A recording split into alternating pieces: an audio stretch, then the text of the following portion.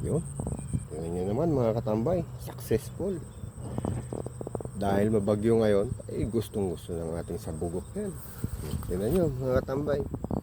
Ang ating palay na sabugok ay halos buntis na. Yung iba ay naglalabas na yung palay. O, diba? Success. Ayos ba, boy? Dali pa. Kaso problema mga tambay, ano? Yan yung mga insekto na isa sa kalaban natin. Yun. Ano nga yung insekto na yun? Tiyangaw. Napakabaho nun. Pag yun ay napisa mo. Yun. Ang problema lang mga katambay, pag ganito sa bugok ng ating tunig, hindi talaga natin maiwasan na yan, yung mga damo. Yan o. Kaya pag inaani natin yan, kasama na yan. Di ba?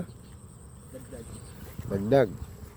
Pero siyempre, pag natuyo naman, naipatuyo naman yung palay, may hiwalay naman yung damo na yan. Diba? Ayos. Saganang sagana sa tubig dahil may bagyo mga katambay. Yun. Madilim pa rin ang langit.